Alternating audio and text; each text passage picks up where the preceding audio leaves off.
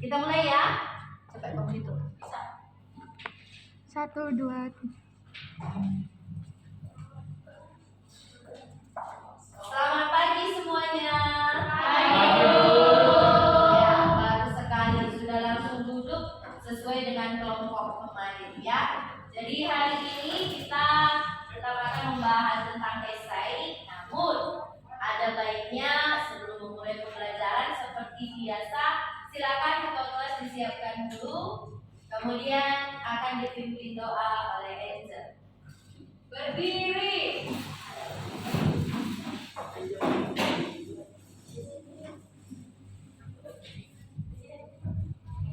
Teman-teman dan bu guru, mari kita bersama. Halaman yang Terima kasih Bapak. Dalam khusus dan hari ini. Silakan. Bersiap. Berinya. Para ibu guru beri hormat. Selamat pagi, silakan duduk. Ya, ibu absen dulu ya. Hadir semua nak, ada yang tidak hadir? Hadir dulu. Ya, sepertinya semua hadir ya. Kelompok juga sudah full hadir semua. Apriani mana? Gina? Kartika? Dan Bu Sela? Oke. Vanessa? Ya. Berarti sudah ada semua ya. Bagaimana kabar hari ini? Baik. Ada yang galau hari ini? Ada. Kenapa galau? Kegalauan kamu nantinya itu bisa bermanfaat karena kita bisa tuliskan dalam satu teks. Kemarin kita belajar tentang artikel, ya kan? Bahwa kamu bisa menulis dari curahan hati kamu, dari pendapat kamu itu bisa dalam bentuk teks artikel. Hari ini kita akan membahas tentang esai. Kira-kira siapa yang pernah mendengar tentang esai? Ujian esai tes gitu ya. Teks esai belum pernah dengar? Belum pernah dengar tentang teks esai. Kalau begitu anak-anak ibu kita lihat dulu ya. Apakah tujuan dari pembelajaran kita hari ini? Kenapa kita harus belajar esai? Apa hubungannya dengan kehidupan kita? Ya. Kompetensi dasar yang kita bahas adalah tentang mengonstruksi sebuah kritik atau esai dengan memperhatikan sistematika dan kebahasaan baik secara lisan maupun tulis. Ya. Ini untuk kompetensi dasarnya. Kemudian indikator pencapaian kompetensi. Indikatornya mengonstruksi esai, memperhatikan sistematika dan kebahasaannya. Kemudian nanti mempresentasikan, memberikan penilaian terhadap esai berdasarkan sistematika dan kebahasaan.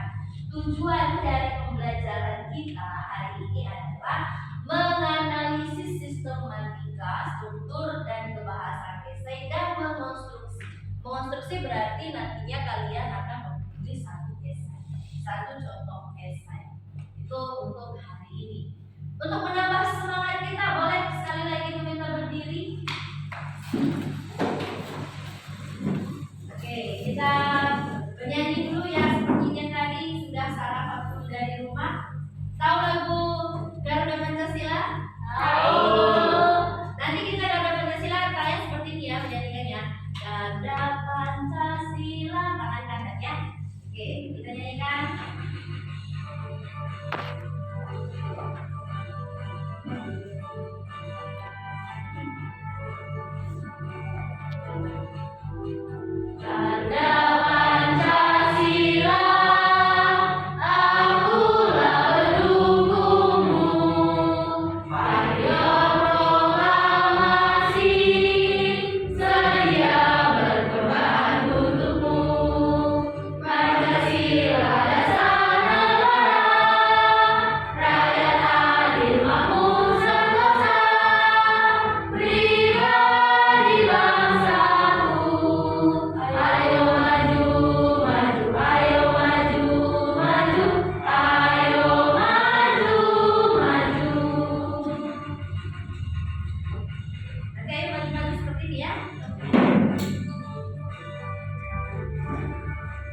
lanjut dengan semangatnya.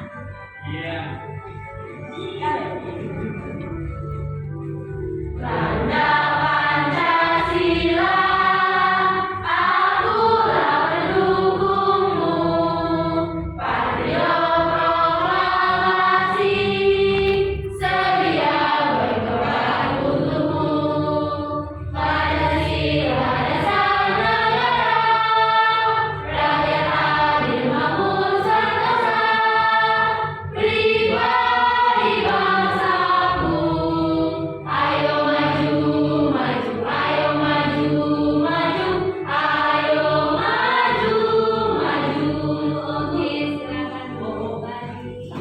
Ya, ini untuk bertugas sebagai pelajar profil pelajar Pancasila, anak-anak ibu semuanya, supaya tetap semangat dan kembali memiliki sikap nasionalis. Baiklah, kita kembali tujuan untuk pembelajaran kita. Mulai dari kompetensi dasar tadi, ya, kompetensi dasarnya bagaimana kita akan mengonstruksi. Tapi untuk pembahasan kali ini kita belum membahas tentang kritik. Kita masih membahas tentang esai, ya, bagaimana sistematikanya, kemudian apa yang akan dicapai akhirnya nanti. Tujuan pembelajaran kita adalah bagaimana anak-anak ibu semuanya bisa mengonstruksi atau menulis sebuah esai. Coba perhatikan ke depan. Oke, siapa yang bisa memberikan anggapan? Kira-kira gambar apa yang di depan ini? Dewi Keadilan. Berapa? Dewi Keadilan. Coba Asima, boleh berdiri? Buka maskernya, tidak masalah. Oke, silakan. Yang bisa kamu amati, coba berikan tanggapan kamu. Itu adalah patung Dewi Keadilan. Patung Dewi Keadilan. Oke, kira-kira kalau kita kaitkan dengan satu hal, di mana itu biasanya? Di pengadilan. Oke, silakan dulu. Kenapa tidak timbangan yang di bawah ini aja dibuat? Kenapa harus patung Dewi Keadilan? Coba perhatikan. Ini sama ya. Dewi Keadilan juga memegang timbangan, ya kan? Timbangan dari pasar boleh nggak kita pakai? Tidak bisa. Tidak bisa. Kenapa? Sama-sama timbangan 1 kilo, 2 kilo gitu ya. Tidak nampak timbangnya. Tidak nampak timbangnya. Oke, coba perhatikan kembali. Apa yang bisa kamu temukan dari gambar? Kenapa harus patung Dewi Keadilan? Patung Dewi Keadilan disebut dengan Dewi Temis. Ya, patung Dewi Temis. Kira-kira kalau dikaitkan dengan pengadilan apa artinya? Boleh berdiri? Kita besar, silakan, jangan takut. Apa artinya? Kenapa harus patung gitu ya? Kenapa bukan pasal-pasal yang ditempelkan? Ini biasa kita lihat di mana? Di belakang, di depan? Di depan, di meja hakim itu ya? Iya kan? Jadi fungsinya ini apa? Simbol keadilan, keseimbangan hukum. Keseimbangan hukumnya di mana posisinya? Tidak berat. Hah? Timbangannya harus rata datar. Ya, coba perhatikan kembali patung yang di atas ya. Adakah yang keganjilan yang kamu temukan? Ya, tutup mata ya. Ya, tutup mata. Oke, bagus, tutup mata. Bagaimana tutup matanya? Kakinya terbang. Ya, benar ya. Yang itu bukan yang diamati ya. Bajunya agak sedikit kurang bahan. Silakan. Soalnya tutup mata itu karena saya itu tutup mata karena keadilan itu menuju kepada semua orang. Jadi tidak dapat dia tidak membedakan maupun kandidat ini atau tidak kandidat yang satu. Iya, bagus sekali. Ya, beri tepuk tangan.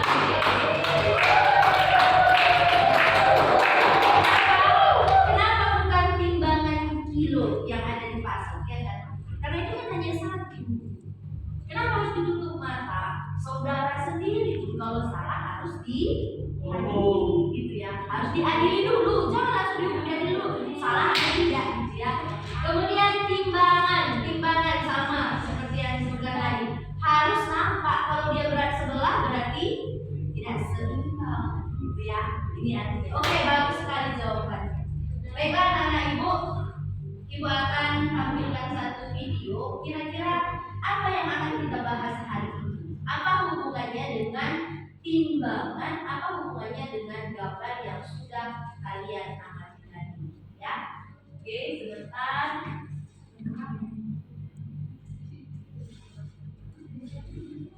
Boleh lihat semua ke depan.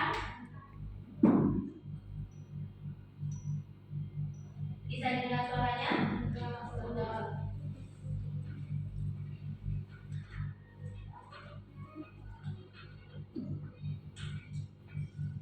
Esai menjadi salah satu cara seseorang dalam mengungkapkan pendapat dan juga gagasan yang dimiliki terhadap suatu fenomena yang terjadi. Fenomena yang dimaksud dapat berupa permasalahan-permasalahan, berbagai isu, hingga topik yang sudah sangat dibicarakan. Maka dari itu, kalian update terkait dengan permasalahan yang ada. Nah, contohnya adalah permasalahan banjir. Nah, bagaimana pendapatmu tentang permasalahan banjir yang terjadi dan apa solusi yang bisa kamu berikan? Lalu, jenis esai mana yang biasanya dibuka dalam suatu perlombaan?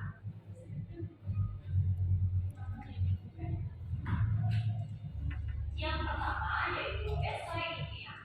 Esai ilmiah adalah esai yang tertentu mengutamakan pendekatan ilmiah dalam penulisannya.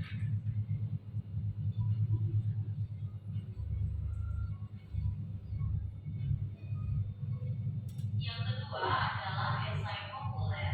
Untuk esai populer itu lebih menekankan pada cara penyampaian yang santai dan menggunakan bahasa serta istilah yang lebih mudah dimengerti oleh masyarakat luas.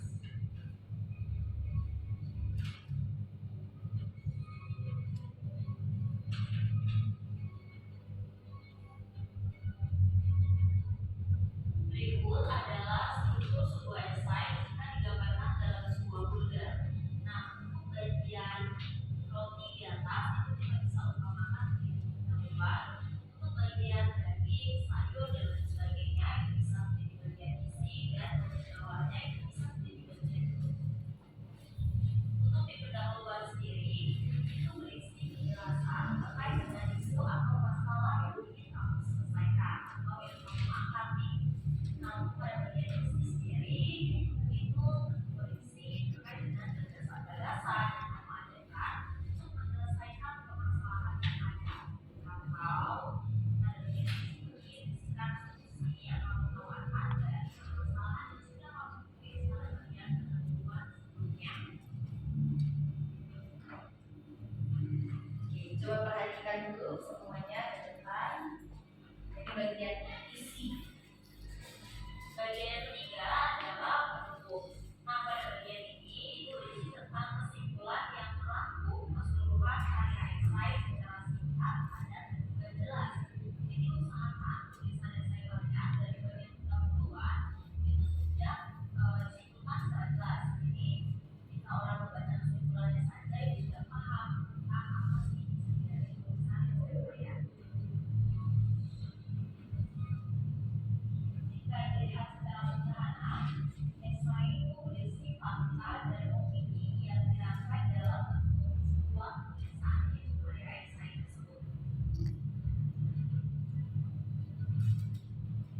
Berdasarkan pengalamanku, kunci dari esai menjadi esai bahasa umum itu dapat dikelompokkan menjadi dua hal utama, yaitu fakta dan juga ya, di dalam teks esai kita juga tetap bahas fakta dan opini.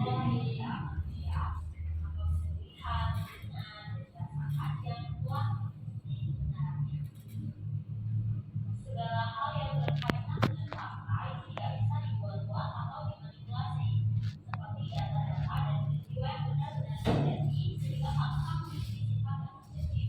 Jadi kalau kalian menulis esai, ada data yaitu adalah data berdasarkan fakta.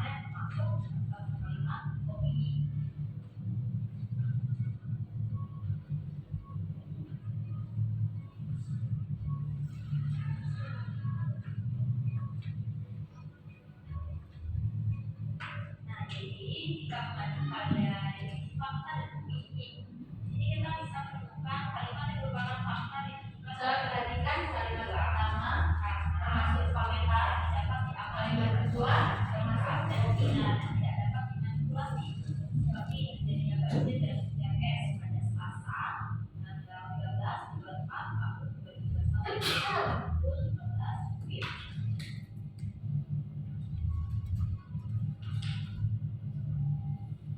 Sedangkan kalimat yang merupakan opini bukan ayat kalimat berikutnya karena berisi pendapat yang belum tentu benarnya. Jadi sana dari kalimat untuk Pak RT, pendapat dari Pak RT apa benar? Karena bisa jadi bahwa terjadi banjir adalah curah hujan yang sangat tinggi atau penyebab lainnya.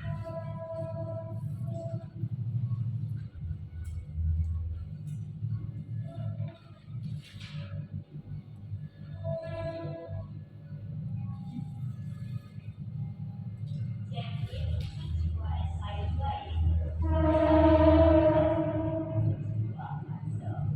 nama itu kita harus tahu tujuan jelas itu apa esai itu supaya esai itu lebih terukur. Kemudian kita menggunakan pilihan puzzle itu sebagai fakta dan juga opini dalam sebuah esai yang sudah dijelaskan sebelumnya. Jadi kita bisa merangkai fakta dan opini dengan tepat dan lengkap sesuai dengan esai yang kita buat sesuai dengan tujuan. Salah satu tujuannya yaitu sesuai dengan tema yang dibahas atau tema yang ditentukan dalam sebuah perlombaan yang kita ikuti. Oke, jelas? Ya, demikian untuk pembahasan esai. Kemarin sudah kita bahas tentang artikel. Kira-kira apa perbedaan esai dan artikel dari gambar yang sudah kalian amati tadi dan dari tampilan video?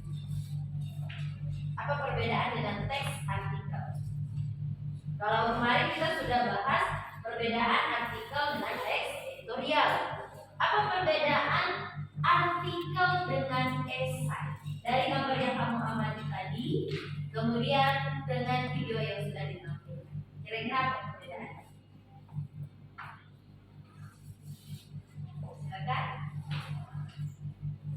Silakan.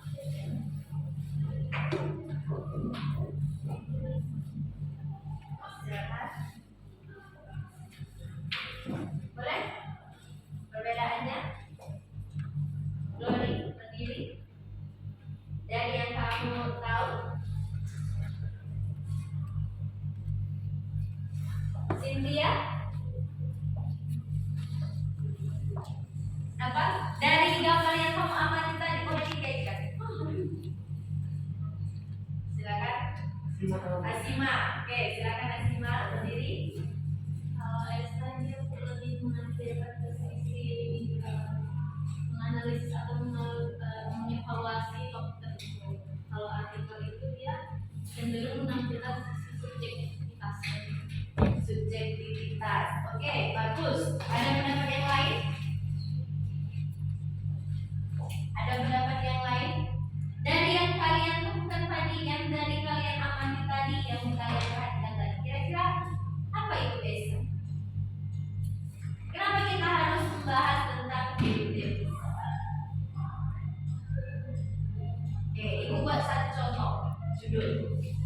Ibu mau membahas tentang keadilan. Bagaimana keadilan di Indonesia? Dengan yang kedua, Ibu mau membahas tentang bagaimana pendidikan Indonesia.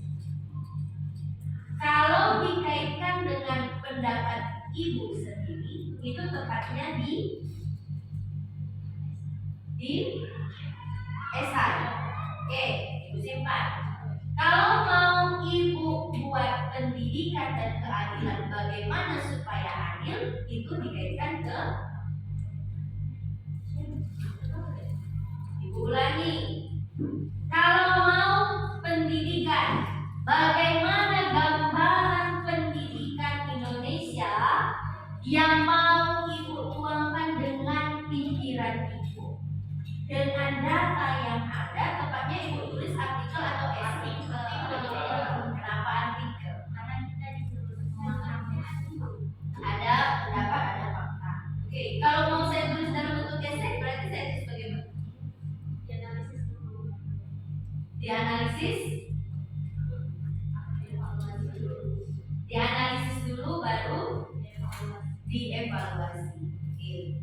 Sekarang kalau tentang kesehatan mudah ya. Bagaimana pola hidup yang sehat itu artikel, iya kan?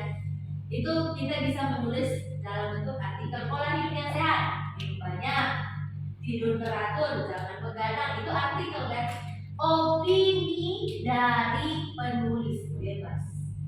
Bedanya dengan esai, yuk, yang kamu perhatikan tadi, strukturnya bagaimana? Strukturnya pembuka, isi, penutup. Isi dari penutupnya mengajak, iya kan? Kalau artikel isi dari penutupnya menegaskan kembali, iya kan? Beda atau sama? Beda. Dari isinya walaupun ada fakta dan opini, tapi dari tujuannya itu beda. Ketika saya menulis artikel, kalian mau terima atau tidak, saya menulis. Tapi ketika saya mau menulis esai, bagaimana supaya orang lain bisa mengakui pendapat saya? Jadi fakta yang ada itu mendukung apa yang saya ceritakan. Oke, kita kembali ke patung Dewi tadi. Ya, kita kembali ke patung Dewi tadi. Kira-kira kalaulah kita mau membuat satu esai tentang keadilan, apa yang mau kita ceritakan? Boleh satu kalimat, siapa yang bisa?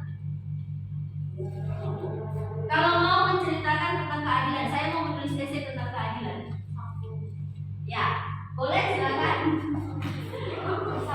Apa yang mau kamu ungkapkan gitu? Boleh satu kalimat saja. Keadilan. Siapa tadi yang sebutkan? Silakan. Kelompok silakan. Oh ini yang laki-laki syukur. Kalau keadilan apa yang mau kalian ungkapkan di sini? Coba kita merenung dulu, kita amati. Kira-kira keadilan di negara kita itu bagaimana? Kurangnya di bagian mana? Kan kita harus ada fakta kan? Ya kita harus ada fakta. Faktanya apa? Kenapa kamu bisa seperti itu? Coba silakan sendiri syukur. Sanksinya, kadang sanksinya dimanipulasi atau hukumannya masih ada yang tidak setimpal dengan perlakuan atau perbuatan yang telah dilakukan. Tidak setimpal dengan perlakuan dan perbuatan, berarti kurang berat gitu ya. Menurut tanggapan kita. Oke, ada lagi? Bagaimana hukum Indonesia? Kurang tegas. Kurang tegasnya di mana tuh? Berdiri, berpendidikan. kayak mungkin ada kayak kita bagian DPR gitu kan, mungkin dengan DPR dan kalangan biasa itu kan berbeda statusnya, mungkin mereka lebih banyak duit daripada kalangan biasa kayak di bawah standar gitu.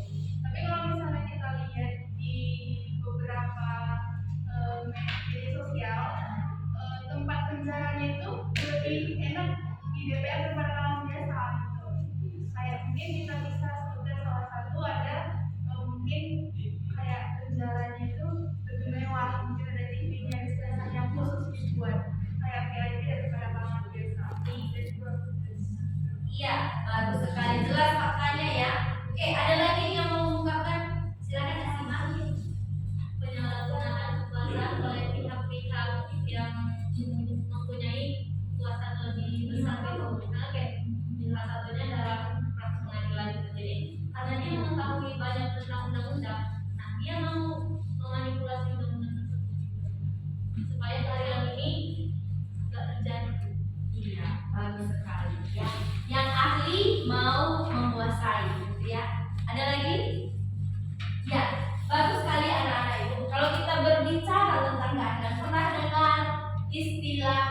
tajam ke bawah, tumpul ke atas? Pernah? Tajam ke bawah, undang-undang atau hukum itu tajam kepada orang-orang yang ada di bawah, tapi tumpul kepada orang-orang yang ada di atas. Itu yang sering disebutkan dari keadilan. Yang sudah kalian sebutkan tadi, Pak, itu nanti kita kembangkan menjadi sebuah esai. Jadi tujuan kita menulis esai bukan hanya sekedar kita mau menulis saja seperti itu, tidak. Tapi orang tahu isi hati kita, orang tahu pikiran kita, dan dari fakta yang kita berikan, orang bisa setuju dengan apa yang kita tuliskan. Jadi itulah fungsinya esai. Kenapa kita harus menulis esai? Ya, kehidupan kita sehari-hari banyak yang kita jalani ya. Contoh, banjir di Kota Medan. Kamu mungkin tahu mengungkapkannya secara lisan kepada pemerintah. Bebas dibuat dalam bentuk esai. Bahkan sekarang ini juga sudah banyak lomba esai. Namun banyak sekali siswa yang tidak mau menulis esai. Padahal menulis esai itu sangat mudah dan menyenangkan. Kenapa? Seperti yang kita diskusikan tadi kan, kita bisa mengungkapkan apa pendapat kita. Apakah itu salah? Tidak, karena kita memiliki data, fakta yang mendukung. Baiklah, kita akan praktikkan untuk menulis esai. Tapi ingat, sebelum kita menulis esai harus tahu bagaimana strukturnya dan bagaimana kalimat fakta dan kalimat opini yang ada di dalamnya. Oke, kemarin sudah Ibu berikan untuk kelompok. Ini masih tetap ya. Ada kelompok kreatif, inovatif, mandiri, dan kelompok berpikir kritis. Baiklah, Ibu akan bagikan lembar kegiatan. Dan kemarin juga sudah Ibu kirimkan untuk lembar kegiatan peserta didik LKPD-nya di grup WA. Jadi silakan boleh dibuka juga. Ini Ibu bagikan satu kelompok.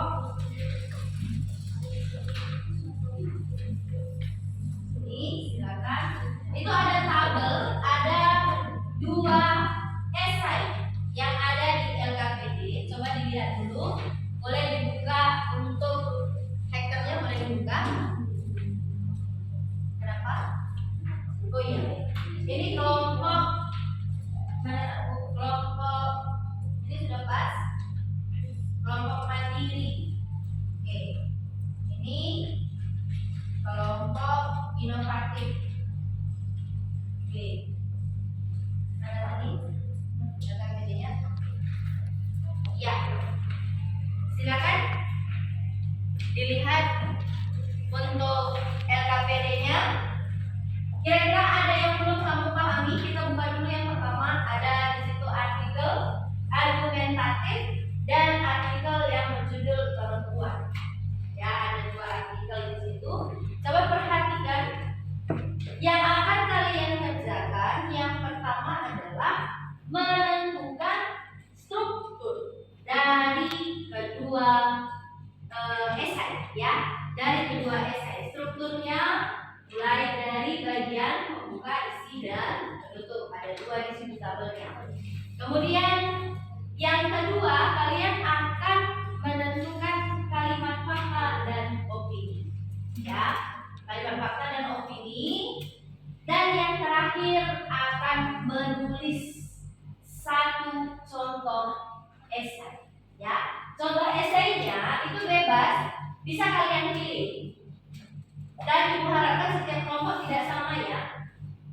Boleh dipilih topiknya, yang pertama tentang lingkungan, yang kedua tentang pendidikan, dan yang ketiga tentang ekonomi, yang keempat tentang budaya. Ya, jadi boleh dipilih, silakan itu nanti kalian tuliskan menjadi 1 esai.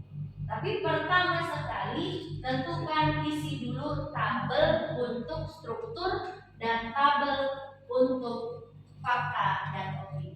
Kira-kira ada yang mau ditanyakan? Oke, baiklah, kita sepakati ya. Waktu mengerjakan, waktu diskusi kita berikan 30 menit. Kenapa? Kemarin kan lebih singkat. Karena hari ini kita belajar menggunakan model project tidak hanya kalian tahu struktur, tapi kalian sudah bisa mencipta, mengonstruksi, membuat, merancang satu esai. Jadi nanti di akhir akan ditampilkan setiap kelompok presentasi esai yang sudah kalian susun. Bisa dipahami? Oke, baiklah, 30 menit dari sekarang boleh didiskusikan dan hasil diskusi boleh dibuat di dalam PDF ataupun Canva. Boleh pilih salah satu. Ya, boleh, silakan didiskusikan.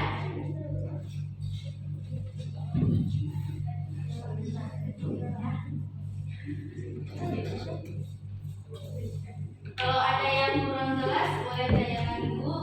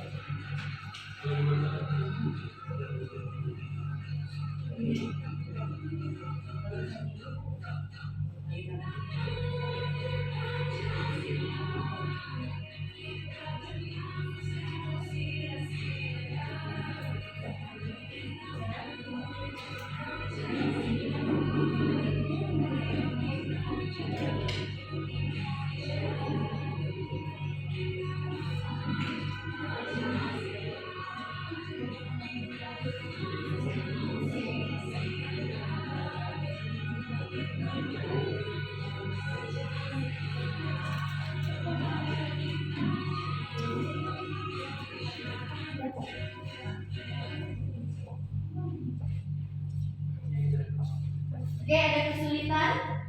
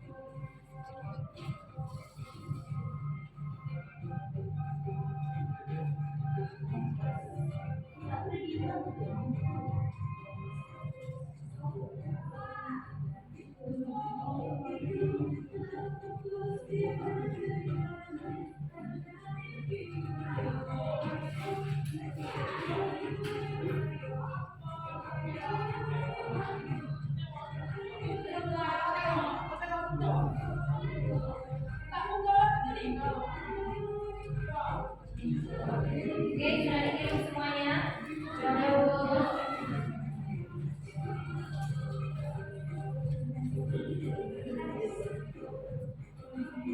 5 menit lagi ya. 5 menit lagi.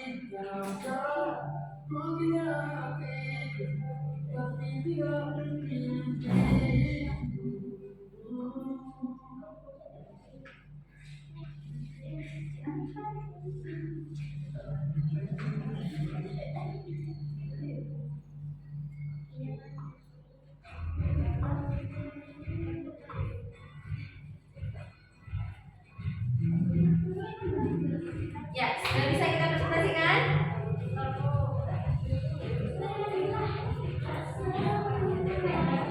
Kelompok mandiri selesai? Oke, inovatif? Kreatif? Oke, berpikir kritis? Oke.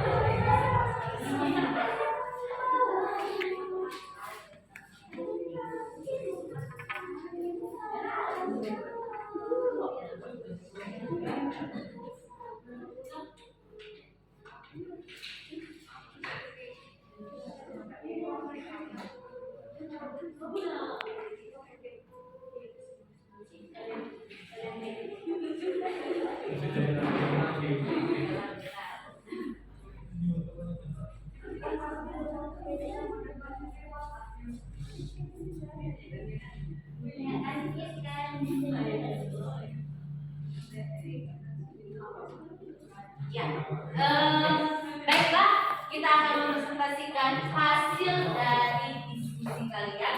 Tapi sebelum itu kita perkenalan dulu. Oke, silakan berdiri dulu, kita briefing dulu. Ayo, kita berdiri dulu. Nah, silakan berdiri supaya masih sedang karena dari tadi kamu sudah diskusi. Ya. Briefing hari ini, coba semua di kelompok gandengan tangan. Yo, silakan. Nah, Jangan salah tangan ini. gandengan tangan buat lingkaran, jangan.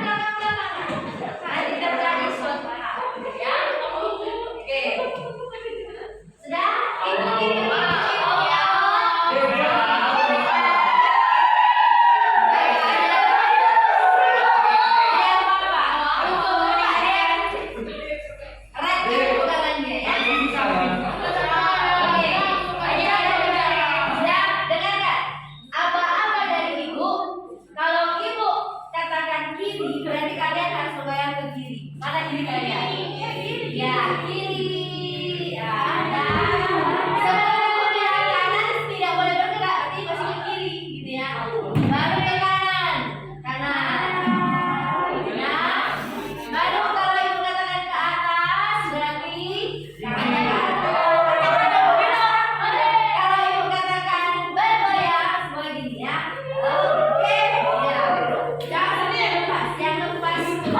Nanti ada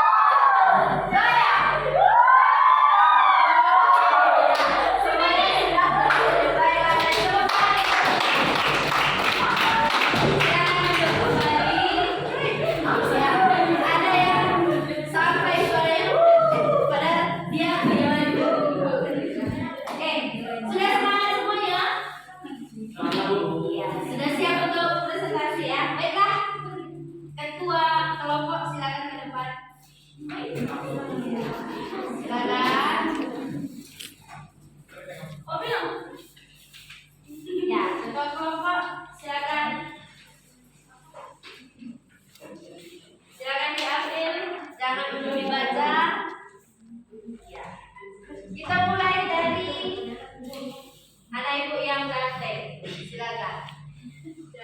Kami siap dari pertama. Ayo, siapakah hadiah? Yo, ayo, saksikan kami pertama.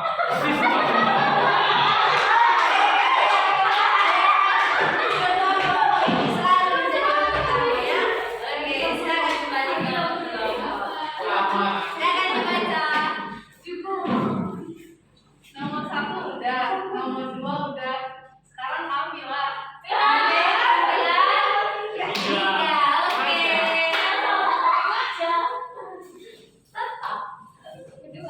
Bandung dulu baru Jakarta. Kami dulu baru nomor 3. Iya, berarti kan bilang dua. Silakan baca. Kelima kali kelas lagi, saksikan kami sebentar lagi setelah nomor 3. Berarti nomor 4 terakhir. Oke, silakan langsung saja kita lihat hasil dari diskusi kelompok ini ya.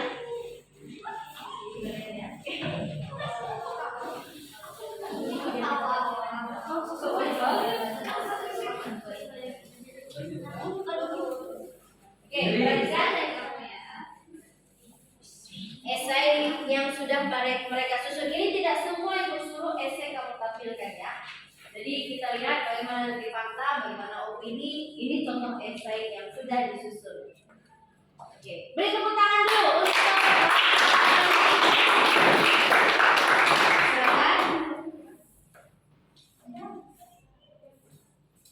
Baik, terima kasih kepada teman-teman yang sudah memberikan kami kesempatan yang pertama melakukan presentasi tempat ini. Baik, kami akan presentasikan. Tema kami adalah lingkungan, permasalahan lingkungan di Indonesia. Jadi sebelum kami memulai presentasi kami, izinkan kami untuk memperkenalkan diri kami masing-masing. Saya Syukur ini sebagai kelompok. Saya Katika. Saya Aurelia, saya Indri, saya Aurelin. Baiklah, kami akan memulai presentasi kami. Permasalahan lingkungan di Indonesia. Sampah sudah menjadi masalah yang klasik bagi setiap negara di seluruh dunia ini.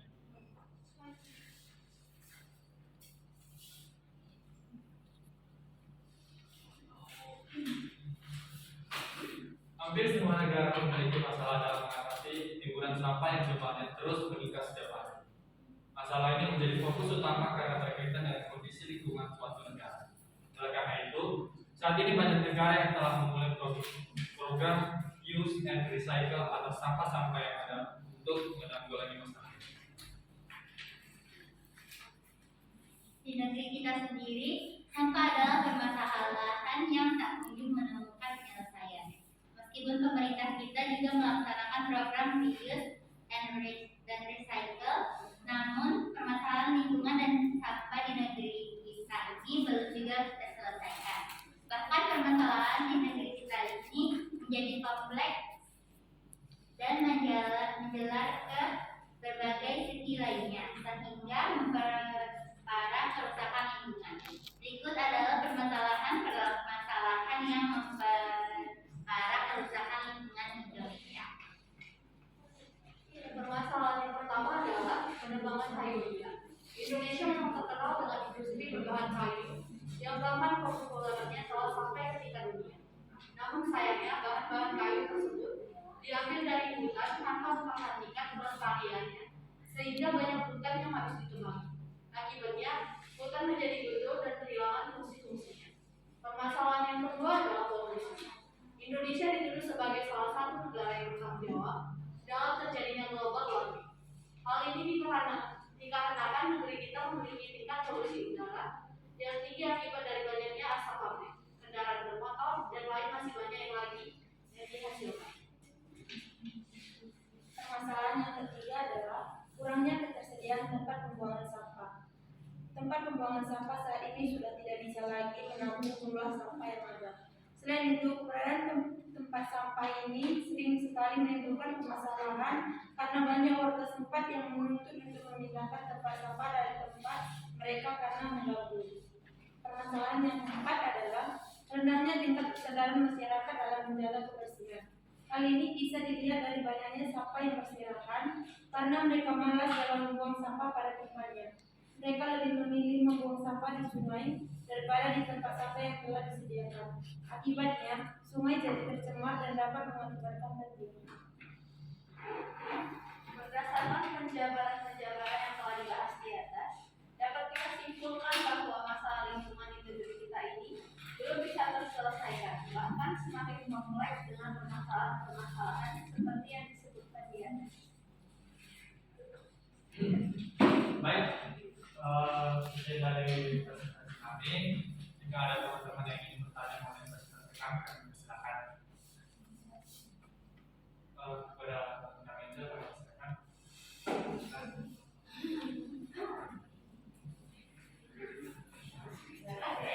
Silakan dong, silakan berdiri.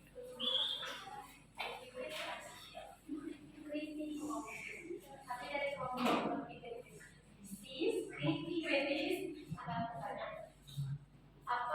apa saja fakta yang harus dijawab? Dalam esai kalian. Apa saja fakta yang ada di dalam esai kalian? Ya berarti Angel tunjukkan yang mana fakta.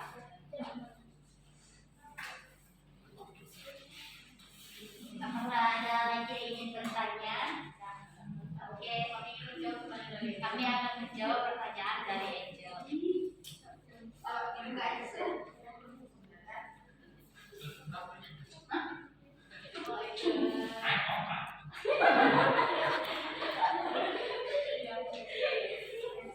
Soalan tentang ajaran di bawah.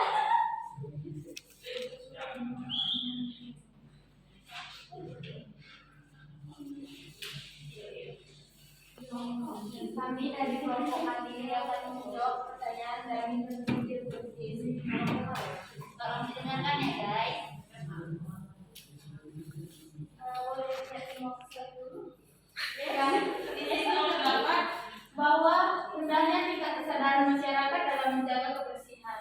Hal ini bisa dilihat dari banyaknya sampah yang berserak karena mereka malas dalam membuang sampah pada tempatnya. Mereka lebih memilih membuang sampah di sungai daripada di tempat sampah yang disediakan. Akibatnya sungai jadi tercemar dan dapat mengakibatkan banjir. Seperti kita juga ada sekolah, kadang-kadang kita tidak membuang sampah pada tempatnya.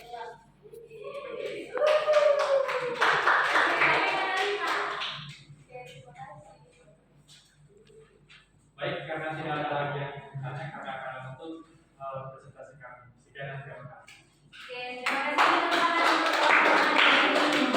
Silakan langsung tampilan 2. Tampilan 2.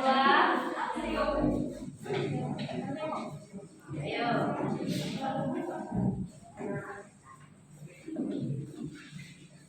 Tampilan 2 boleh disimpan ya.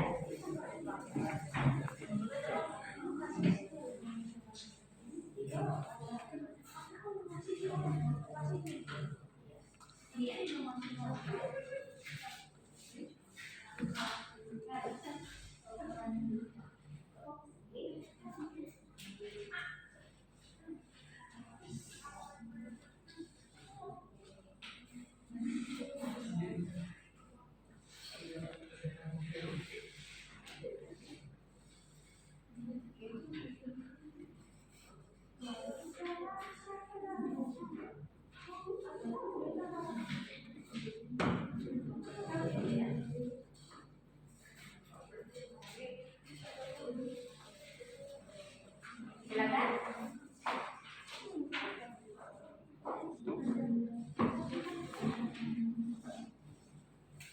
teman-teman.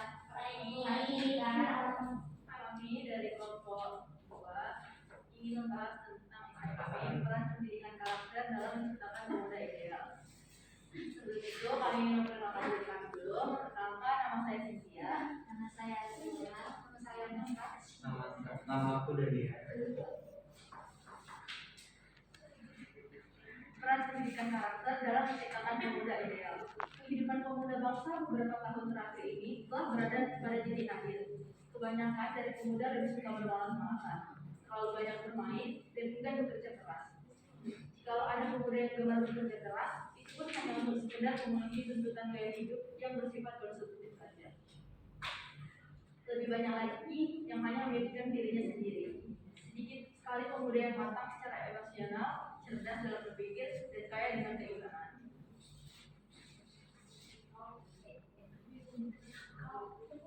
Pemuda yang hebat bukan hanya dilihat dari kesuksesan akademiknya saja, bukan pula dilihat dari kepopulerannya, apalagi kepandaiannya dalam mencari uang.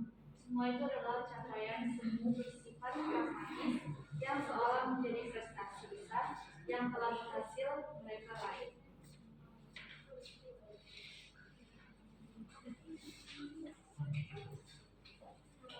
Pemuda ideal adalah pemuda yang matang dengan kecerdasannya, kesantunannya, ketakwaannya, mandiri finansialnya, kuat fisiknya, jujur dan kedewasaannya. Semua capaian itu bukanlah mustahil untuk dilakukan. Diperlukan adanya sistem dan formula khusus untuk mewujudkan dalam sistem pendidikan di sekolah, sistem yang mampu menyatukan segala aspek karakter positif dan mengintegrasikannya ke dalam materi pembelajaran sekolah, keteladanan, dan lain sebagainya. Sistem pendidikan yang tengah marak dibicarakan dan populer di kalangan praktisi pendidikan ini adalah pendidikan karakter. Pendidikan karakter ini membuat 18 nilai karakter positif yang terintegrasi menjadi satu dalam segala aspek pendidikan di sekolah dan di rumah. 18 nilai karakter yang tercakup dalam sistem pendidikan ini diharapkan mampu menjadi jembatan bagi terciptanya pemuda yang cerdas, beriman, bertakwa, dan cinta negara. Opini yang bisa kami ambil dari teks ini adalah kalau ada pemuda yang gemar bekerja keras, itu pun hanya untuk sekedar memenuhi tuntutan gaya hidup yang bersifat konsumtif saja. Sedangkan fakta yang kami dapat dari teks ini adalah pendidikan karakter ini memuat 18 nilai karakter positif yang terintegrasi menjadi satu dalam segala aspek pendidikan di sekolah dan di rumah. Fakta tersebut dapat dibuktikan. Sekian dari kelompok kami hari ini. Kalau ada teman-teman yang mau menanyakan, kami persilakan. Kami dari kelompok kami ingin bertanya kepada kelompok ini, kenapa kalian sebutkan itu fakta? Karena kalimat ini dapat dibuktikan dalam kehidupan kalian. Contohnya.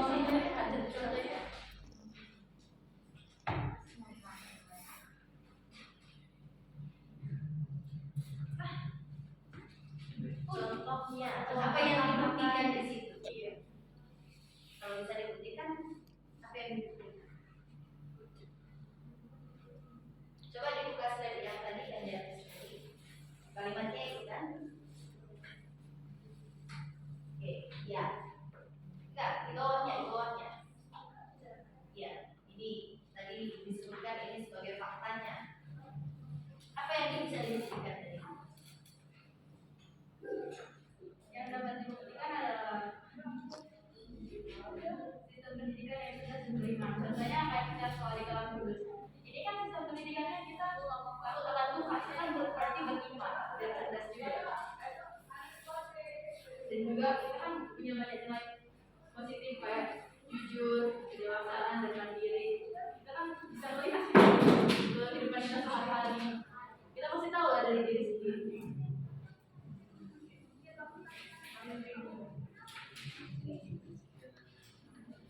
Sekian presentasi dari kami. Mohon maaf bila ada salah kata. Terima kasih. Ya, terima kasih. Beri tepuk tangan untuk kelompok inovasi. Salah satunya, ya benar. Ini kan ada pendidikan karakter memuat 18 nilai karakter. 18 itu bisa dibuktikan. Ya, 18 nilai karakter itu adalah pendidikan karakter. Jadi kalau kita mau ikut pendidikan karakter, ada 18 karakter yang harus diikuti. Ya, oke, bagus sekali. Silakan tampilan 3.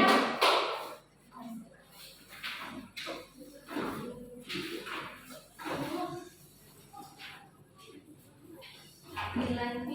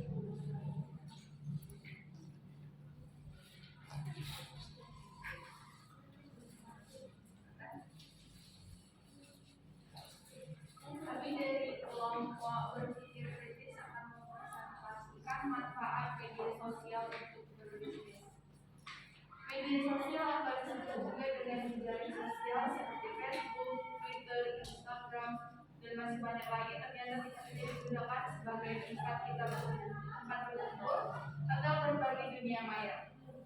Namun media sosial ini juga bisa dimanfaatkan sebagai media untuk mengembangkan sebuah bisnis. Saat ini telah banyak para pengusaha yang beralih ke media sosial dalam memasarkan produk mereka dengan baik, barang maupun atau jasa. Beralihnya para pelaku bisnis ke media ini dikarenakan jejaring sosial memiliki manfaat yang sangat banyak bagi usaha bisnis. Berikut ini adalah alasan mengapa jejaring sosial bisa menjadi alat promosi yang paling efektif. Alasan yang pertama adalah aksesnya cepat dan mudah, sehingga memungkinkan produk yang dipasarkan melalui media sosial akan cepat dikenali oleh masyarakat. Orang-orang yang memasarkan usahanya tidak perlu lagi membutuhkan waktu yang lama. Mereka hanya tinggal memasukkan gambar dan deskripsi produk mereka di media sosial. Di samping itu, iklan yang mereka pasang di situs-situs dapat mudah diakses kapanpun dan dimanapun. Alasan yang kedua adalah jaringan yang luas. Jaringan sosial yang sangat luas dan tidak terbatas ini dapat juga dimanfaatkan untuk sarana promosi produk negara. Pada zaman dahulu, untuk memasarkan produk hingga ke luar negeri sangatlah susah dan juga membutuhkan biaya yang sangat mahal. Namun, dengan menggunakan media sosial, kini para pelaku bisnis tidak perlu lagi merasa sulit karena dengan memasang iklan mereka di media sosial, produk mereka bisa dikenal hingga ke luar negeri, sehingga dapat memperlebar pemasaran produk tersebut. Alasan yang terakhir adalah alasan yang paling utama, yaitu gratis. Penggunaan media sosial sebagai sarana promosi bisa digunakan biaya apapun, sehingga para pengusaha bisa mengalihkan biaya promosi yang mestinya mereka keluarkan untuk lainnya. Dengan begitu, mereka bisa mengembangkan usaha mereka tanpa membutuhkan masalah dari masyarakat. Oleh karena itu, menemukan media sosial sebagai sarana promosi untuk produk sangatlah tempat karena ada beberapa macam alasan. Kenapa media sosial untuk sarana promosi antaranya adalah aksesnya mudah dan dapat jaringannya luas dan tidak dikenakan biaya sedikitpun. Demikian presentasi kami. Jika ada yang bertanya, kami persilakan. Oke, kelompok Martin, saya ingin bertanya. Ada juga dan juga banyak ya di media sosial kayak review palsu atau bohong tentang suatu produk yang dijual dari tokonya tersebut. Bagaimana cara kalian menanggapi hal tersebut?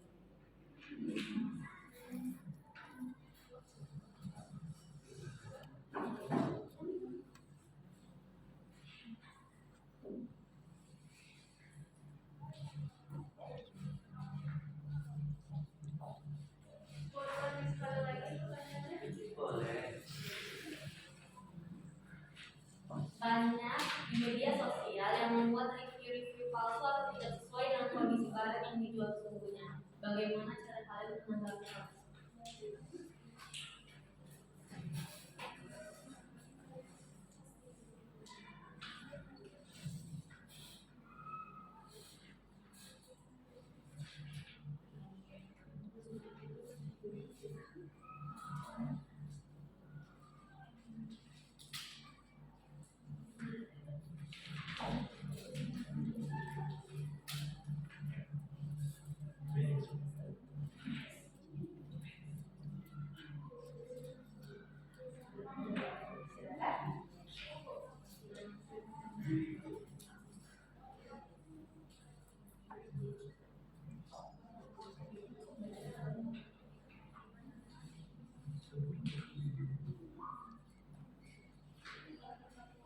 Apakah itu bisa kita masukkan di opini?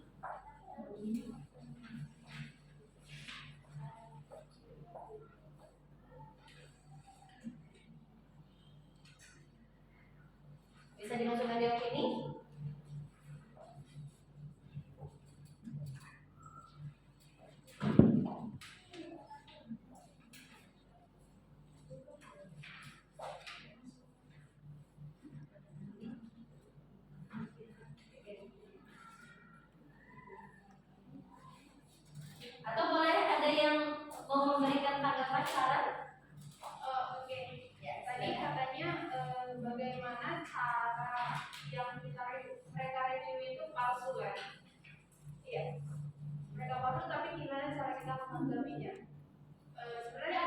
beberapa faktor untuk kenapa mereka mereviewnya itu dengan palsu. Tapi kami kan nggak tahu nih gimana caranya, karena memang kami tidak berpengalaman tentang itu mereview kan. Tapi dengan cara itu ada faktor negatif dan positifnya. Faktor negatifnya itu mereka mereview dengan cara yang palsu tapi keuntungan banyak. Itu cara berbisnis. Tapi kalau yang kedua yang positifnya ya yang negatifnya mengecewakan lah gitu. Tapi kalau kita kan nge-reviewnya secara palsu gimana mengatasinya, ya itu balik lagi sih sebenarnya sama diri sendiri. Kami juga nggak tahu tentang bisnis kan. Jadi kami rasa mungkin kami bukan profesor gimana tahu cara berbisnis. Sebenarnya yang review secara tidak jujur itu ya memang ada hukumnya sih sebenarnya. Mereka kan melakukan kebohongan tanpa kita tahu. Sebenarnya juga kita ini harus tahu gitu. Yakinkah kita membelinya itu? Mereka mereka yang review seakan-akan ini itu bagus, padahal aslinya tidak. Kayak sama di foto bagus, tapi aslinya ada enggak. Jadi berpikirlah lebih luas untuk apakah itu harus dibeli, apakah meyakinkan itu cara mengatasinya itu mungkin dengan pilihan mereka sendiri sih sebenarnya, bukan dari kami.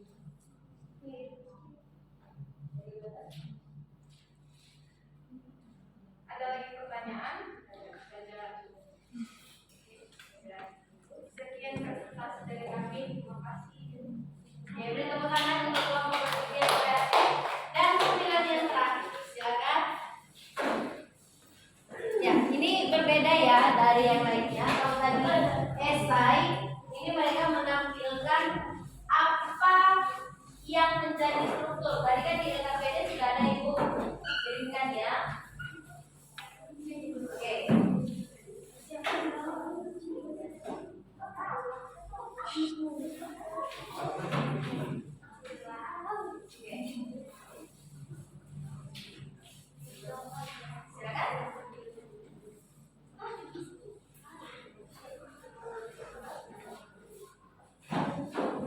Ya, setelah ini nanti Ibu minta setiap kelompok menyimpulkan dari diskusi tadi ya. Jadi setiap kelompok mewakili kira-kira apa yang bisa kamu dapatkan dari pembelajaran hari ini, dari yang bisa kalian diskusikan. Oke, silakan kelompok kreatif.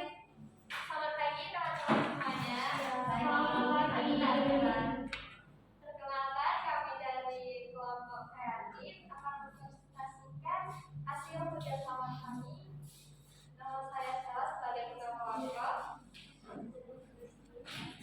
Saya Priyanti.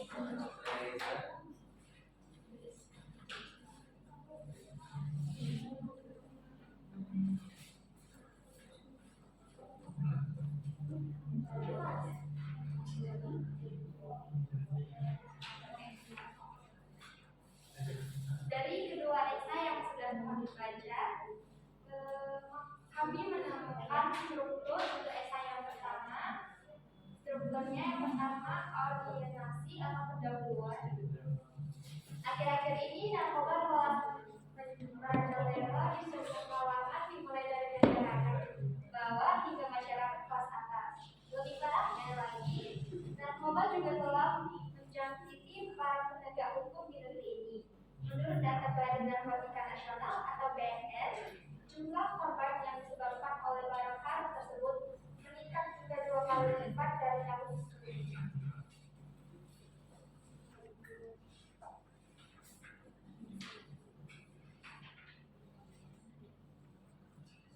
Esai yang kedua tentang siaran misi.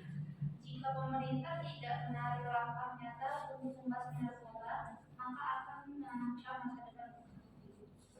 Yang ketiga, penutup. Narkoba sangat berbahaya bagi kelangsungan hidup anak muda.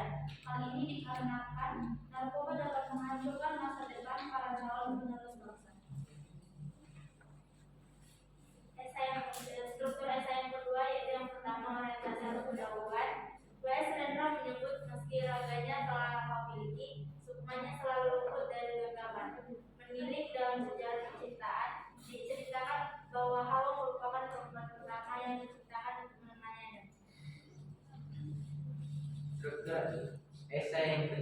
tetap tradisi. Stigma diskriminasi sangat berdampak pada pandangan banyak orang terhadap eksistensi perempuan di muka bumi ini. Hal ini dapat dilihat dari kekerasan dan pembodohan terhadap perempuan, termasuk pembenaran budaya patriarki. Tapi saya di sini tak hendak menjabarkan banyak tentang diskriminasi banyak tentang yang dialami oleh kaum perempuan selama ini, karena tentu sudah terlampau banyak jika diulas secara gamblang. Struktur yang ketiga yaitu penutup. Kami melakukan perubahan kecil bagi lingkungan terdekat kami sekaligus perubahan besar bagi diri kami sampai sebagai pembelajaran dari manusia.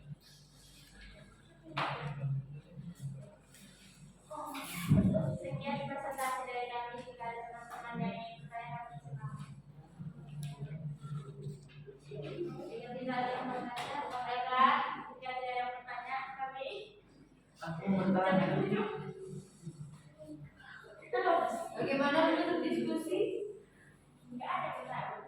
Ya, silakan ditutup. Sekian presentasi dari kami. Jika sekiranya Jika tidak ada teman-teman yang ingin bertanya, kami mohon undur diri untuk menutup presentasi kami. Terima kasih. ya, terima kasih. Itu Bapak aja supaya untuk kita semua. Baiklah, tiba waktunya tadi sudah presentasi semua. Nominasi pulang dari kelompok mandiri dulu. Apa yang bisa kalian simpulkan? Silakan satu orang. Siap-siap untuk kelompok inovatif. Apa yang bisa kalian simpulkan? Baik, dari pembahasan materi yang kami bahas tentang pemasaran di Indonesia, jadi kami akan menyimpulkan bahwa penanggulangannya dapat dilakukan dengan diri kita sendiri dengan hal kecil seperti sumber botol minum yang bisa digunakan berulang-ulang agar meminimalisir sampah. Jadi jika menggunakan botol minum sampah bergerak. Terima kasih untuk kelompok mandiri. Silakan kelompok inovatif. Jadi dari pembelajaran kita hari ini, kalian mendapat sama-sama bicara. Yaitu segala sesuatu yang kita dengar adalah pendapat, bukan fakta. Segala sesuatu yang kita lihat adalah perspektif, bukan kebenaran. Iya, bagus sekali. Kelompok berpikir kreatif.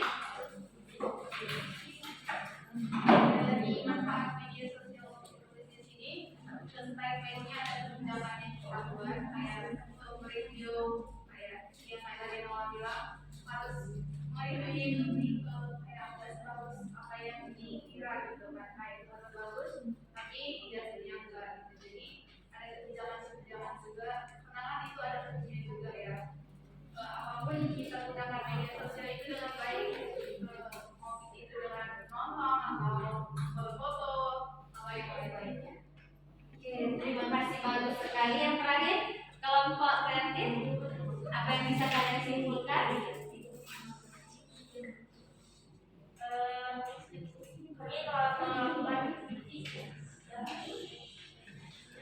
Kami telah melakukan diskusi mengenai struktur dari esai yang kami baca.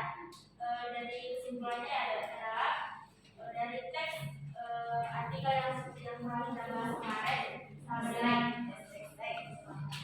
artikel yang kemarin sama teks esai yang sekarang itu memiliki struktur, tetapi strukturnya berbeda. Kalau teks esai artikel kan memiliki struktur yaitu tesis, argumentasi, argumentasi ulang. Sedangkan teks esai yaitu strukturnya orientasi pendahuluan, terus tafsiran isi. Oke, bagus sekali. Tepuk tangan untuk semua. Oke, yang terakhir dari semua yang kita bahas hari ini, mulai dari pembahasan ketika kamu mengamati gambar sampai pada presentasi. Siapa yang bisa mereferensi? Memberikan satu, oh saya sudah mendapat manfaat.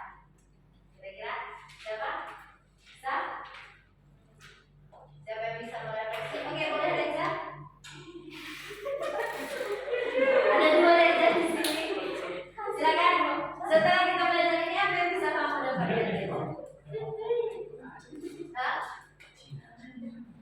tidak mendapat malu kan? Oke.